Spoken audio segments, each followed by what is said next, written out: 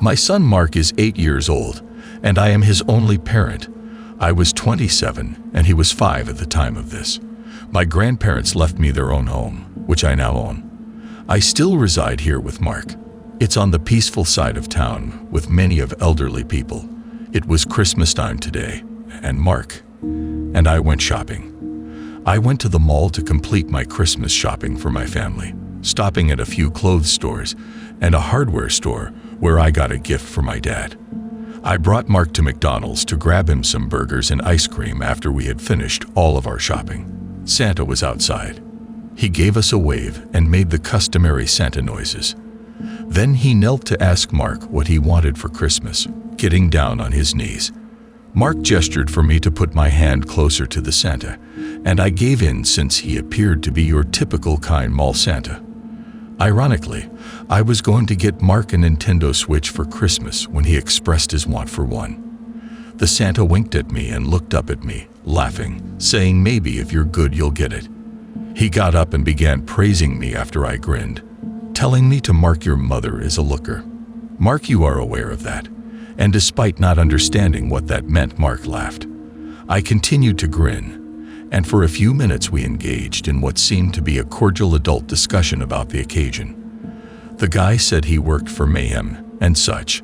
I apologized for mentioning how unbearably stressful it is to be a single mother around the holidays, and I joked that I would need Santa's assistance. Then the Santa said, "Mark, have you ever heard the song?" In what I assumed was a harmless joke. When Mark said, "I saw Mommy kissing Santa Claus," he shook his head. Then he inclined his head to face me, as if he wanted me to give him a cheek kiss. I was about to give him a harmless little peck on the false beard, but as I leaned in to say goodbye, he turned to face me and attempted to pull off the old trick of kissing you on the lips. I averted my expression. The way he performed it in time was so violent and unsettling. There was nothing jolly about the way he kind of left after giving me a sidelong glance. "Come on, Mark," I urged, and we headed out. His final words that I heard him utter were "Merry Christmas." As we sped off, we passed the mall's rear exit. I saw that he was no longer in front of the entryway. I regret not taking that into account while speculating about possible outcomes. After carrying everything inside when we came home, I shut the door in Mark, and I settled back to watch a Christmas movie. And then something broke the calm of our time together. The doorbell rang. It was late for any kind of door-to-door salesperson, and I wasn't expecting anyone. I went to answer the door and urged Mark to stay put. I shouted, "Who is it?" through the door, and heard a man say, "It's Santa." My heart fell. "If you're the mall Santa, please leave, or I'll call the police," I uttered. "You dropped something out of your bag, miss," he retorted. "I just want to give it back." Then I said, "What did I drop?" He answered, "I'm not sure, miss. I can give it to you if you open the door. I'm not trying to be inquisitive." I told him again how much I wanted him to go. I then made the decision to report this by calling the mall management office. However, the man who answered the phone claimed that whoever is dressing up as Santa is doing so on their own initiative, and that no mall Santas are formally hired by the mall. I returned to Mark, but my thoughts were elsewhere. I had a horrible feeling in my stomach now, so I made up an excuse to get back up. I moved to the kitchen to get away from the TV after a little while. I threw up the kitchen window blinds.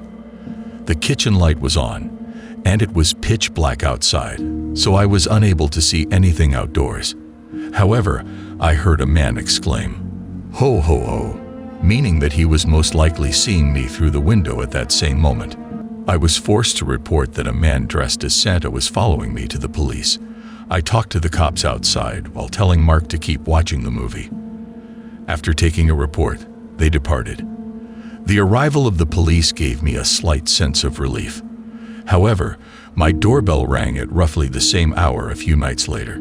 Mark had fallen asleep tonight, if not a bit earlier. I was watching television in the living room.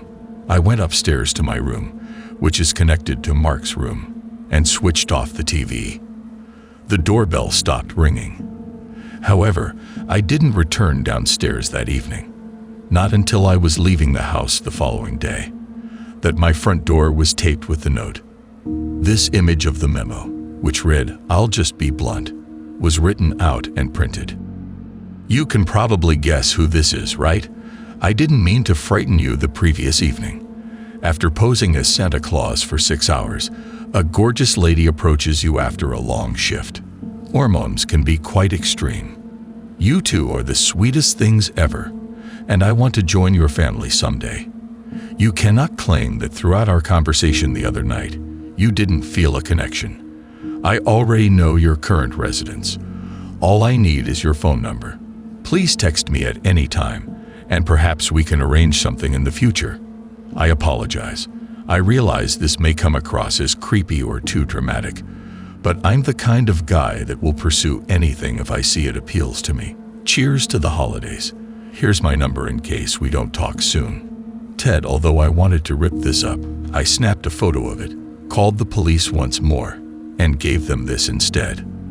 The fact that it bore his number meant the cops could use it. They promised to contact me when something was done, and the next Monday I received a call from them. I imagine a detective informing me that the man would not be getting in touch with me going forward, and to let him know if he did. That creep was never heard from again. I thought he was under threat of arrest from the police, even without knowing if there was any more communication. This is a brief but disturbing tale. I was raised in a typical suburban middle-class home starting in my early years. As children, my sister and I were avid Christmas lovers. We had recently moved into our new home, so I must have been around 6 years old when this occurred. This is among my first recollections from my early years. Just because it was so serious on Christmas Eve, I can still clearly recall it. Even as a small child, I would constantly have problems falling asleep because of anticipation. I used to play video games on my old box TV in my room till very late at night. This evening, I would play until I was so tired that I finally fell asleep. I was playing a Star Wars game on my 1-pound, and I had to use the restroom. So I turned down the sound and stealthily left my room, because I knew that if my mother found out that I was sneaking about on Christmas Eve, she would be upset. After sneaking into the upstairs restroom, I made my way back to my room in silence. I was downstairs when I heard the sound of the tree rustling. Initially, I thought of Santa. I began to carefully descend the stairs till I reached the bottom. Now that I was peeking over the bottom wall of the stairwell into the living room, I could hear the rustling pine needles more loudly. Other than one person using a flashlight, no lights were on. Bent over behind the tree, all I could see of the individual were their legs. This odd adult male emerged from behind the tree, glanced at me, and placed a black bag on the floor. He turned to face me and raised his index finger to his lips. He moved his lips in a shushing manner. "It's true," he muttered. "I'm Santa." Old enough and wise enough to know that was not what the Santa was talking about. Growing up, I was aware that I appeared to have started yelling for my parents. As far as I could recall, the man began to panic and debated whether or not to grab the bag. After being overflowing with our gifts, he fled towards the front door. I can't recall if he had to unlock it or if it was unlocked from the start. All I can recall is that he ran out the front door, and a few seconds after, my parents ran downstairs. I'm convinced that when I saw the black bag on the floor with our gifts, which we thought were stolen, I exclaimed, "There's a man in here." This is where my memories began to fade. I had to ask my parents what had occurred, but my dad informed me that he had gone outside in his pajamas and was running about, ready to kill someone, taking half of the tree's decorations off and putting them in a bag. What sort of sick, nasty guy was this? My dad said that they steal people's precious Christmas ornaments. The back door appeared to be the means by which the man gained in. The house's chipped wood caused him to yank it open with a crowbar. This had also happened to someone a few blocks away, and it was reported on the news. Without a doubt, that was the same guy. Though I don't recall much from my 6-year-old years, the majority of this memory is still vivid in my mind. It was December 2020, just a few years ago. A few years ago, my fiancée and I purchased a home together. It's a lovely place to raise a family, a pretty house in a good neighborhood. That's why the events of 2 years ago were even more startling and repulsive. All of our neighbors, even the 3 closest ones across the street and those next to us, are well known to us. Although most people are amiable enough, you never know what secrets somebody may have buried. Paul, on the right, was always kind. He never really spoke too much during the few occasions we would converse. Almost every day, I would see him walking or driving by outside, although I never knew what he did for a living at the time. I'm guessing work. The guy's automobile remained in his driveway, and I hadn't seen it in a few days. Since all of the neighbors, including Paul, had already turned on their lights, it is evident that this alone is not a reason for concern. Paul, a 40-year-old single man, used to turn on lights, which I thought was interesting. I was late to the party one night when I put up my Christmas lights and decorations outside, but I kind of liked it. As I was doing this, I saw Paul's Christmas lights began to flicker erratically. Not just one strip of lights, but all of them. It appeared as though an electrical malfunction or bad wiring might have been the only cause. When I left for work at 10 o'clock the following day, I saw Paul's car was still in the driveway. In addition, I saw that his house's blinds were all still closed. His Christmas lights were on, but the blinds were closed when I returned from work. That meant he was home. Later that night, I made a joke with my fiancé about how he must have been hibernating of some sort. Upon entering, my fiancé informed me that Paul's Christmas lights were malfunctioning. When I got outdoors, everything was exactly the same as it had been the previous evening. It wasn't like that flickering at all. It seems that this is how he programmed it. It was happening in a very unreliable manner. I reasoned that it would be polite to go tell him and also check on him. As I hadn't laid eyes on him, I rapped on the door and got no response. When I rang, I couldn't see if the lights were on because all of the blinds were closed. I rang again when there was no answer, and at last the door opened, and Paul said hello. I informed him about his flickering lights, which I had just realized had stopped. I assured him that it wasn't a fabrication. He thanked me and stated he didn't know that.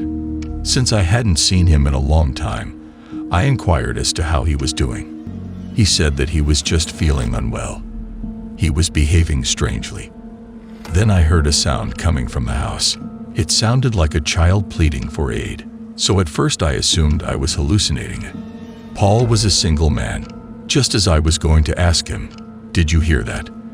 I made the decision not to, bid farewell, and resumed my walk home. Then I instructed my fiancée to make an immediate police call.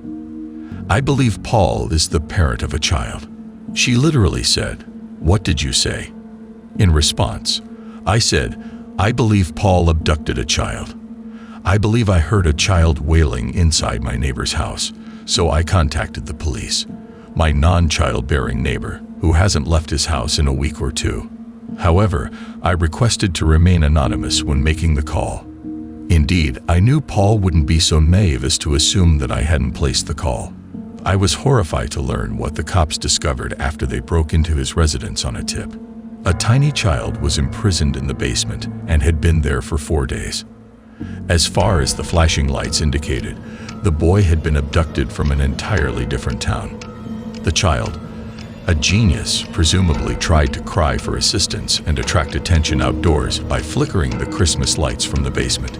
Every time he caught a glimpse of someone outside one of the shuttered cellar windows, he must have thought that when I was at the front door, he had a chance to call for assistance.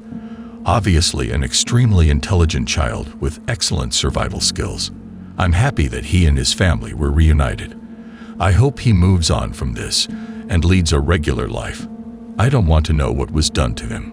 Paul won't be released from prison anytime soon, considering the gravity of the crime of kidnapping a child. One weekend, my girlfriend Jenny came over to spend the weekend with me because I was home alone. December was halfway over, and the Christmas season was in full flow. We got takeout, drank wine, and sat in the living room by the Christmas tree to watch movies because Jenny insisted on viewing them this evening. After seeing the Polar Express, we turned our attention to Elf. We ran out of wine, so I figured it would only take 10 minutes to run to the liquor store across the block and grab some. In any case, the night was a Saturday. They opened later, and because the same cashier was there, I ended up chatting with him. Like I do every time I visit in the middle of a chat with him. My phone began to vibrate in my pocket. I looked at my phone to find out who Jenny was. Saying, "1 second," I cut the clerk off and grabbed up Jenny. She seemed terrified as she claimed to be hearing noises coming from the crawl space, which is located beneath the living room. "It's okay," I assured her. "Nothing is down there." I complied with her request to continue talking to her on the phone until I returned. After a 5-minute stroll, I returned home to find Jenny still seated on the couch. The movie was hers. Pa continued to add that she was keeping an ear out for noises. She replied that she didn't hear any more sounds when I asked. "What if there's an animal down there?" she wondered.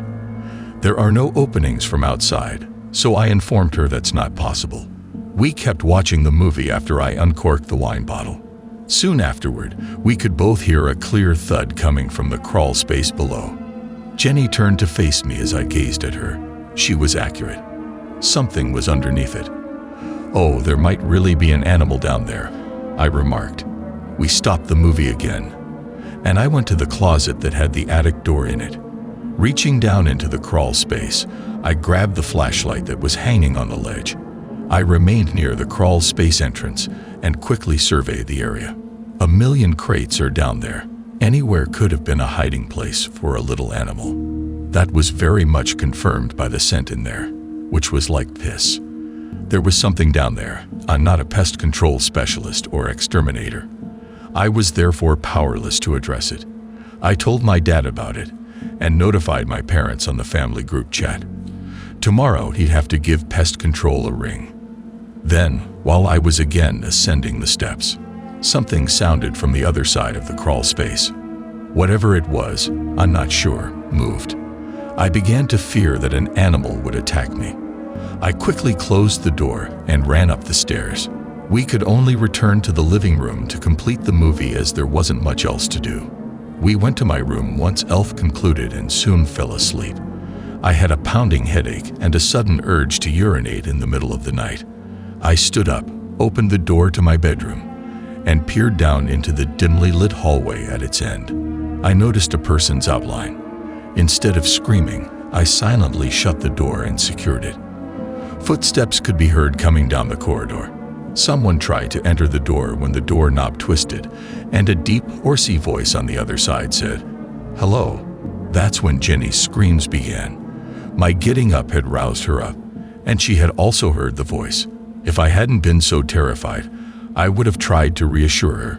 I did hear footsteps go away from the door, so I dialed 911 and waited for the police for what seemed like an eternity. I am aware that when the police arrived, the smell of feces was in the crawl area, and nobody else was in the house. In my mind, there was actually a puddle of that person's excrement on the floor, which raises some serious concerns as it implies that he had been there for some time. That was made even more terrifying by the likelihood of a homeless squatter. At first, my family didn't even think it was real. I promised not to forget to lock the door in the future.